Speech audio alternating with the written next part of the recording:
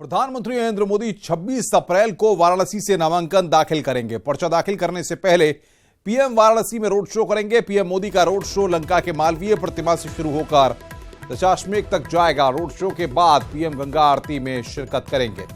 26 अप्रैल को काशी कोतवाल बाबा काल भैरव का आशीर्वाद लेकर पीएम मोदी अपना नामांकन दाखिल करेंगे। वाराणसी में सबसे आखिरी चरण 19 मई को मतदान होना है।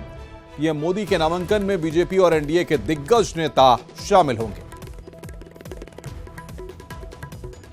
तो नामांकन से पहले यहां पर काशी के कोतवाल काल भैरव के दर्शन करेंगे और मेगा शो यहां पर पीएम का है। गंगा आरती में भी उन्होंने रोड शो के बाद शामिल होना है। 25 अप्रैल को वाराणसी में पीएम मोदी का रोड शो। लंका से दशाश्वमेध तक रोड शो करेंगे पीएम मोदी। 80 भदैनी सोनारपुरा गोदौलिया होते हुए दशाश्वमेध तक का उनका रोड शो निकलेगा और रोड शो के बाद गंगा आरती में शामिल होंगे। 26 अप्रैल को 11:30 बजे पीएम मोदी नामांकन करेंगे और जैसा कि मैं जिक्र कर रहा था, काशी के कोतवाल बाबा काल भैरव का आशीर्वाद लेकर वो नामांकन करेंगे। पीएम के नामांकन में शामिल होंगे बीजेपी एनडीए के दिग्गज नेता। तो वाराणसी में पीएम मोदी का मेगा शो।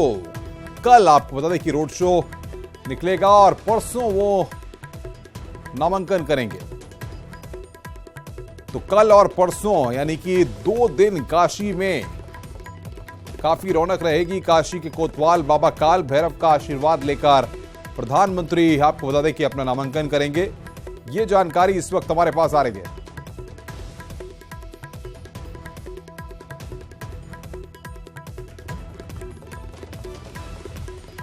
वाराणसी में पीएम का मेगा शो। लंका से दशाश्वमेध तक उनका रोड शो होगा। 80 भदैनी सोनारपुरा गोदौलिया होते हुए दशाश्वमेध तक ये रोड शो प्रधानमंत्री का निकलेगा। रोड शो के बाद गंगा आरती में शामिल होंगे प्रधानमंत्री नरेंद्र मोदी।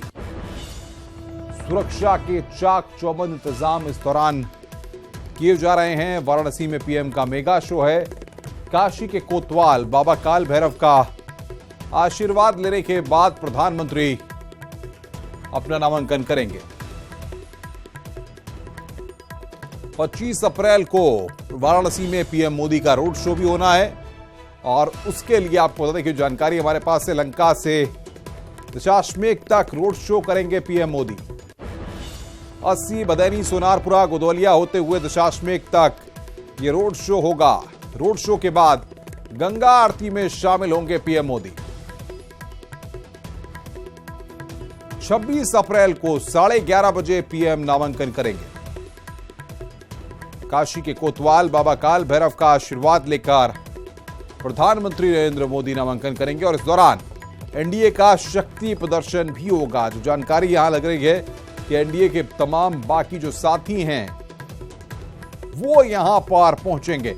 बातचीत करने के लिए उपेंद्र हमारे साथ वाराणसी से जुड़ रहे हैं। उपेंद्र, बताइए, कल प्रधानमंत्री का रोड शो है, परसों नॉमिनेशन है। इन 2 दिनों में सबके फोकस पर, सबके एजेंडे पर काशी रहने वाली है, प्रधानमंत्री मोदी रहने वाले हैं। क्या तैयारियां वहां पर आप देख रहे हैं और किस तरीके से कौन कौन से लोग वहां पर पहुंच रहे हैं?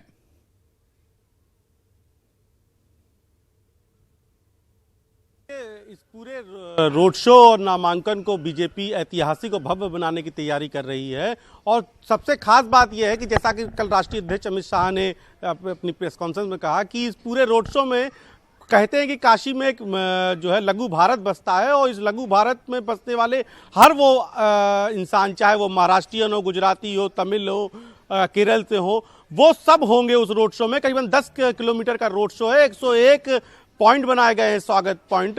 तो सब अपनी वेशभूषा में होंगे, अपनी बोली भाषा में होंगे। तो एक तरीके से आपको लघु भारत दिखेगा। दूसरी बात, अगर उसको नॉमिनेशन को देखें तो इसमें पूरे एनडीए की झलक दिखाई देगी। प्रधानमंत्री के साथ जो सहयोगी दल हैं वो लोग होंगे। इसमें बिहार के मुख्यमंत्री नीतीश कुमार हैं, तो केंद्रीय मंत्री रामविलास पासवान है, पंजाब से प्रकाश सिंह बादल हैं, तो केरल से के पनीर सेल्वम है, ऐसे ही जो अपना दल की जो मंत्री हैं, केंद्रीय मंत्री अनुप्रिया पटेल, वो हैं। और इस वक्त हम मोहल्ला 80 में खड़े हैं, जहां से प्रधानमंत्री का जो है वो जुलूस निकलेगा, रोड शो निकलेगा। और यहां से भी बड़ी संख्या में लोग हैं, साधु सन्यासी हैं। हमारे साथ साध्वी गीताम्बा जी हैं, उनसे भी हम बात करते हैं। साध्वी जी, आपके यहाँ से कल प्रधानमंत्री का रोड शो निकल रहा है, क्या आप लोगों ने तैयारी की? आपको लगता है कितना ऐतिहासिक होगा और कितना? बहुत ही ऐतिहासिक होगा और हमारे बनारस के लिए तो एकदम गर्व की बात है कि हमारे मोदी जी आ रहे हैं और बार बार इन्होंने बनारस पर ध्यान दिया है और मेरी तरफ से पूरा आशीर्वाद है, मोदी जीत रहे हैं बनारस। काल भैरव मंदिर भी दर्शन करने के बाद वो अपना नॉमिनेशन भरेंगे। और काल भैरव के बारे में कहा जाता है कि जिसको काशी में रहना है, काशी में रहने की इजाजत काल भैरव देते हैं। तो क्या वही मान्यता है उसके पीछे जिसके लिए पूरा बुना हुआ है नामांकन का ये जो ताना बाना? बिल्कुल बिल्कुल, हमारे ये काशी का ये नियम है कि जो काशी में रहना चाहता है, टिकना चाहता है, पहले काल भैरव का दर्शन कर लेता है। या अधिकारी भी आते हैं तो काल भैरव का दर्शन करते हैं और नेता भी आते हैं तो काल भैरव का दर्शन करते हैं। जिनको स्थायित्व चाहिए वो काल भैरव का दर्शन करेगा। तो आपने सुना, हमारे साथ साध्वी गीताम्बा जी थी जो बता रही थी कि बड़े संख्या में यहाँ पर स्वागत होगा और साधु संत सन्यासी भी यहाँ पर पहुंचे हैं जो प्रधानमंत्री नरेंद्र मोदी को अपना आशीर्वाद देंगे। और जो कार्यक्रम है उसके हिसाब से प्रधानमंत्री 3 बजे के आसपास जो है लंका BHU से शुरू करेंगे अपना, वो मालवीय जी की प्रतिमा पर माल्यार्पण करके वो अपना रोड शो शुरू करेंगे। उस रोड शो में तमाम बीजेपी के बड़े नेता होंगे। और खास बात यह है कि प्रस्तावक को लेकर हालांकि बीजेपी ने भी कोई आधिकारिक घोषणा नहीं की है कि कौन प्रस्तावक होंगे, लेकिन जिस तरीके से चर्चा चल रही है उसमें चर्चा यह भी है कि एक प्रस्तावक चौकीदार भी हो सकता है।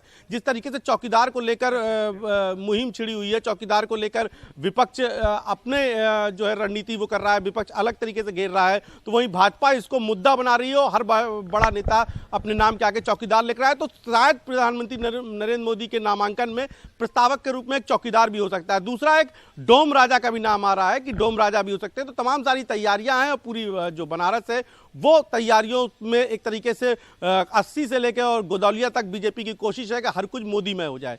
अनुपम। बिल्कुल बिल्कुल उपेंद्र, बहुत बहुत शुक्रिया हमारे साथ जुड़ने के लिए और बातचीत करने के लिए।